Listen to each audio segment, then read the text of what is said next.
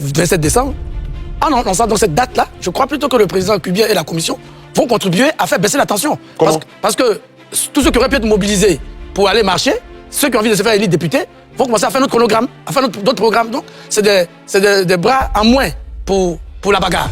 En tout cas, c'est ce que je crois. Je pense plutôt qu'en annonçant, on va avoir d'autres citoyens qui vont s'intéresser à cette élection-là, qui vont commencer à se préparer et qui ne sont pas donc une main-d'œuvre facile pour ceux qui veulent créer des tensions. Maintenant, pour arriver aux tensions, je crois que les gens, ceux qui veulent créer des tensions, veulent le faire juste pour espérer exister.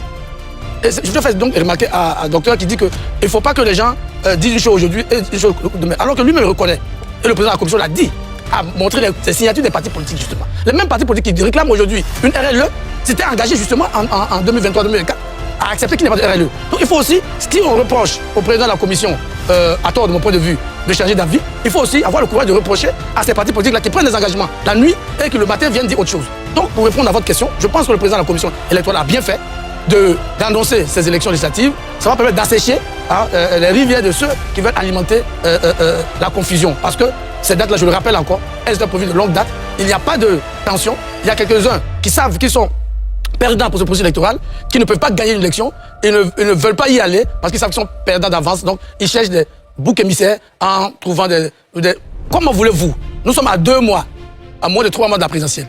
Mais quelle discussion, quel dialogue vous allez faire pour avoir quel résultat? Pour intégrer dans le corpus législatif? Parce que, à supposer qu'on ait un accord entre partis politiques qui disent par exemple qu'il faut changer le code électoral, il faut changer la commission. On le fait dans quel temps pour aller aux élections? Alors que l'élection présidentielle est, comme on l'a dit, constitutionnelle et on ne peut pas y déroger. Donc, tout le monde est conscient.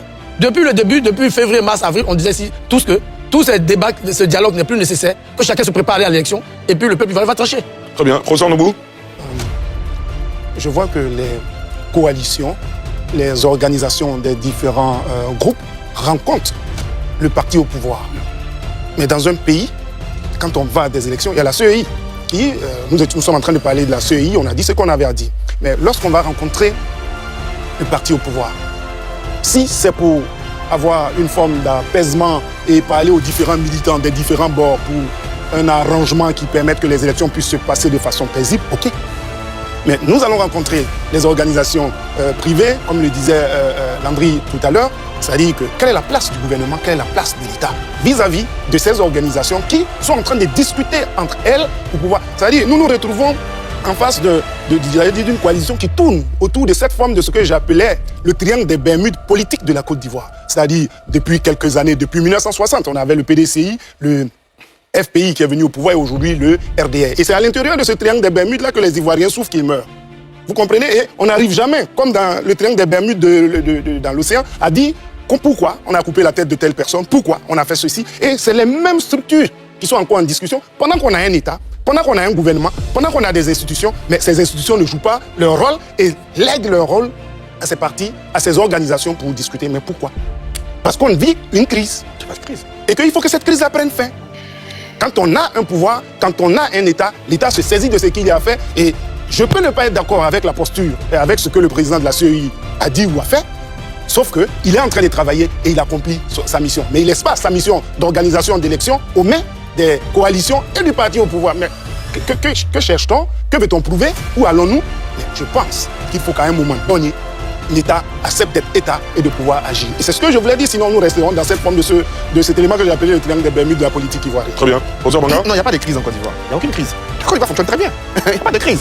Il y a certains qui souhaitent des crises. Pour le temps, il n'y a pas de crise en Côte d'Ivoire. Donc, on dit qu'il y a une crise en Côte d'Ivoire, c'est faux. Il n'y a aucune crise en Côte d'Ivoire. Quelle est la crise qu'on a en Côte d'Ivoire? Le pays fonctionne à merveille, il fonctionne bien.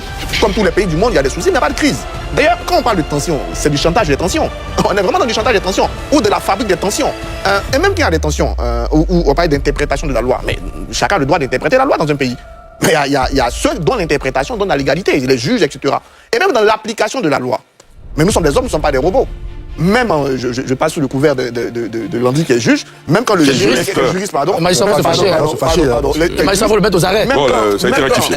Même quand on finit, il y a un juge d'application de la peine. C'est-à-dire quand on prend une loi, on dit à la CEI, fais ceci. Mais elle va voir maintenant la réalité de l'application. Si elle ne peut pas, elle dit je ne peux pas, elle en tire les conséquences. Celui qui n'est pas d'accord peut encore saisir la justice, qui si c'est nécessaire va ordonner de le faire. Mais la CEI a le pouvoir quand même, d'après l'article 11 du Code électoral, de proposer, d'anticiper, de regarder, donc c'est dans la loi. C'est ce que je voulais dire sur le dialogue. Non, nous sommes un pays de dialogue. Il y a toujours eu des dialogues. Et les dialogues politiques, on a l'acte 5, je crois, si on s'entend. Mais si après un dialogue, on peut faire un dialogue sans trouver la solution. C'est là qu'intervient la loi. Si on doit dialoguer pour modifier quelque chose, si on a trouvé le consensus sur modifier la chose, ok. Mais si on n'a pas trouvé le consensus, on applique la loi. Et c'est elle seule, comme l'a dit Mondri, qui est l'émanation du peuple. Donc on ne peut pas avoir de problème avec l'application de la loi. Dire qu'on applique la loi, on va éviter des choses. Non. La loi, on l'applique. Si on a trouvé d'autres façons, d'autres mécanismes, et d'ailleurs ces mécanismes-là, qu'on les trouve, il faut les rendre légaux, c'est ça. Donc il faut encore aller vers la loi pour qu'on puisse la modifier. C'est pour ça que la loi, justement, n'est pas immuable. Parce qu'elle est modifiable en fonction de la réalité, de la vérité du moment. Je vais terminer pour dire, on n'est pas obligé d'être d'accord en démocratie. La démocratie, ce n'est pas l'unanimité. La démocratie, elle a le malheur d'être la majorité. Même quand cette majorité n'a pas raison. C'est ce malheur-là. Donc, si on a fini de discuter, qu'on a tranché, que la majorité a tranché, la minorité doit accepter la démocratie. Et accepter la démocratie, c'est accepter ce qui est fait. Mais nous dit qu'on doit reporter partiel à la détention. Non, il faut arrêter le chantage et l'otage des tensions. Très bien, docteur Je vais Kameno. juste réagir sur la question de la crise. Vous savez ce que c'est que la paix sociale? Quand on parle de paix, cela ne veut pas dire qu'il n'y a pas de tension, mais c'est un système de relations. D'abord, c'est un produit social, mais c'est un système de relations marqué par la prééminence des consensus, de la collaboration, de la reconnaissance des droits et des habilitations de chaque citoyen. Et quand ce système-là il est activé, ça produit ce qu'on appelle paix. Mais quand ce n'est pas activé, où il y a des droits qui sont bafoués, où il y a des opinions qui sont écartées, ça produit ce qu'on appelle crise, ça produit ce qu'on appelle tension. Quand on parle de la tension, S'il vous plaît. quand on parle de la tension, il y a la forme latente et puis il y a la forme Professeur manifeste. Manga, vous n'avez pas le temps. Il y a la Non, forme on va tenir à la latente fin. et puis il y a la forme manifeste. Oui. Quand on parle de la crise, quand elle est manifestée, c'est là que vous voyez les gens sortir, mais quand elle est latente, il y a des éléments. Il y a des éléments. Donc on ne va pas faire un truc. Mais laissez-le finir. Voilà, on ne va pas faire un coup dessus. Mais je voulais juste souligner que vous avez parlé du fait que les lois sont l'émanation du peuple. Mais qui nous avons mandaté pour élire les lois? Ce sont nos partis politiques en griffe, en Côte d'Ivoire. À travers les députés, vous voulez dire? Non, mais tous les députés ne sont pas Oui, tous les issus de députés sont la formation mais politique. je prends la S'il vous plaît, s'il vous plaît, monsieur, s'il vous plaît. Je prends la S'il vous forme plaît. actuelle, la configuration. Lorsqu'on prend la configuration actuelle de la Côte d'Ivoire, on remarque que la majeure partie sont rattachés à des partis politiques. Donc, ce sont eux que nous avons mandatés pour parler en notre nom. Ceux-là ont des orientations politiques, ils ont des orientations idéologiques, et c'est ce qu'ils donnent par rapport à leur position qu'ils orientent la politique ivoirienne. Donc, si nous nous trouvons dans une situation de domination où vous éjectez vos conceptions, vous élaborez vos normes, ceux qui se sentent en deçà, moi, ce que j'appelle crise, c'est la remise en cause chaque fois de ce processus que nous avons participé à mettre en évidence. Je donne un exemple. Allez-y. Je donne un exemple pour terminer. Sur ce plateau, j'ai entendu dire que dans la question de Paul Yaoundé, voilà, en 2010, qu'après avoir fait élire, après avoir Annoncé, le résultat comme en faisant du président Laurent Gbagbo le président, Vous inquiétez. il disait qu'il avait été possédé. Et puis après, ils l'ont délivré. Si même ma mémoire est bonne. C'est moi qui l'ai dit. Comment? C'est moi qui l'ai dit. Il avait été délivré. Voilà, il avait été délivré. Mais je vous dis que, partons du principe que tout discours est d'abord socialement construit par rapport aux enjeux, est historiquement situé, ou politiquement marqué. Si demain, il y a un autre régime qui arrive et qui remet en cause les décisions du Conseil constitutionnel, dans quel état la Côte d'Ivoire sera? Non, Mais laissez-le finir son développement, s'il vous plaît. Parce que nous allons aller de crise en crise parce que... Non, mais puisque ce sont les hommes qui font la loi, ce sont les hommes qui modifient par rapport aux intérêts du jeu. C'est pourquoi nous disons que quand la configuration est là, il faut travailler de sorte à ce que ce qui fait que le processus est légitime, il faut prendre en compte cela dans le cadre de l'élection de nos différents mandats. D'accord, s'il vous plaît, monsieur. De Guillaume Bateau. Oui, bon, docteur Kabza, j'ai eu un peu de mal à le suivre. Je crois que le débat démocratique et dans le système démocratique que nous avons choisi, nous discutons et nous transmettons nos discussions à nos institutions. Donc, mais il est clair que le jeu électoral permet donc de dégager la majorité qui gouverne sur un temps. En Côte d'Ivoire, c'est 5 ans pour le président de la République. C'est aussi 5 ans pour les députés, c'est 5 ans pour les conseils municipaux et régionaux. Donc, que ce soit au niveau local ou au niveau national, quand nous allons à des élections et qu'une majorité se dégage, c'est cette majorité qui applique sa politique jusqu'à ce qu'il y ait une nouvelle majorité.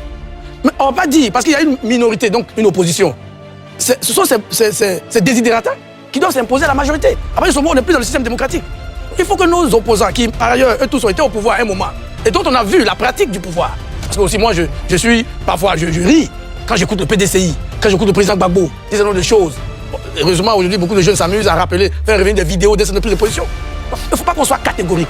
Qu'on fasse croire qu'aujourd'hui, ce qui se fait est sorti de masse et que c'est totalement à l'opposé de ce qui s'est fait ici jusqu'à présent. On peut avoir des désaccords. Mais quand on a des désaccords, c'est pour ça qu'il y a une élection. Pour que chacun aille porter ses idées devant le peuple et que le peuple choisisse. Or, malheureusement, en Côte d'Ivoire, au moment où on doit avoir des débats d'idées, Les gens nous amènent dans les débats de personnes. C'est ça qui est le problème. La loi dit que si vous avez été condamné, vous n'êtes pas éligible. Certains savent qu'ils ne sont pas éligibles depuis 2020. Ils veulent forcer le verrou de la loi. La loi dit qu'il ne faut pas avoir une autre nationalité. Vous ne recevez pas la vôtre et vous voulez forcer le verrou de la loi. C'est vous qui créez les tensions. Donc oui, même si vous estimez qu'il y a des tensions latentes, il y a une crise latente, mais il faut que chacun d'entre nous s'engage à respecter les règles de la démocratie pour éviter les crises. Parce que si c'est le désirata de la minorité qui doit s'imposer à la majorité, on n'est plus en démocratie. Allons aux élections, allons à l'élection présidentielle, allons à l'élection législative, choisissons nos élus, nos institutions qui vont traduire, en tout cas pour la période où elles sont là, où ils sont là, leur projet politique en loi et on va les appliquer. Mais on ne peut pas être dans l'opposition et vouloir appliquer ses propres états, les transformer en loi. Là, on est maintenant dans la jungle. D'accord, monsieur, un deuxième sujet nous attend ce soir. Nous allons consacrer la deuxième partie de cette émission, justement, à décrypter la sortie de l'ex-président ivoirien, le président Laurent Gbagbo, qui a bouclé sa tournée dite meeting Kokoko dans la commune de Yopougon. On va marquer une courte pause et nous consacrer à cette deuxième actualité. Qu'il me plaise de dire merci à tous nos